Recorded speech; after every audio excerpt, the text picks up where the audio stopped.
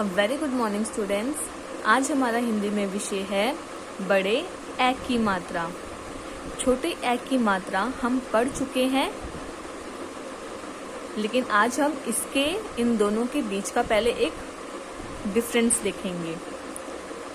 ए और ए की मात्रा बोलने के लिए हमें कम समय लगता है और बड़े ए की मात्रा बोलने के लिए हमें थोड़ा ज़्यादा समय लगता है। जैसे ए। छोटे ए की मात्रा में किसी भी व्यंजन में एक पर लगाया जाता है व्यंजन के ऊपर से, और बड़े ए की मात्रा में किसी भी व्यंजन पर दो पर लगाए जाते हैं व्यंजन के ऊपर से। आप इन दोनों में फर्क देख सकते हैं।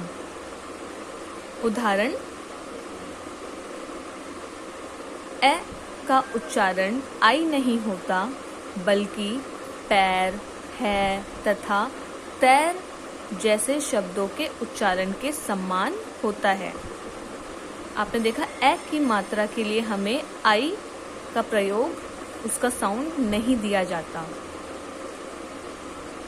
ए का उदाहरण, ए की मात्रा के बाद यदि या वर्ण आता है तो उसका उच्चारण आई हो जाता है, जैसा कि आप इन शब्दों में देख सकते हैं।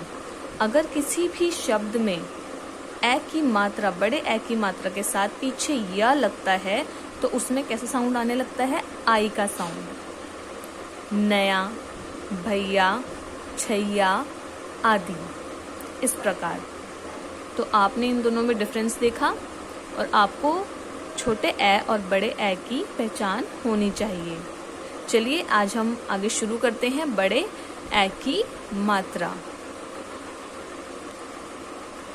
ए की मात्रा, बड़े ए की मात्रा में दो पर लगाए जाते हैं।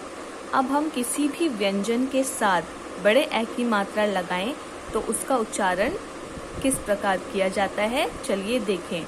अब क के साथ हम बड़े ए, और बड़े ए में कितने पर लगाए जाते हैं? एक, दो, तो ये बन जाएगा कै।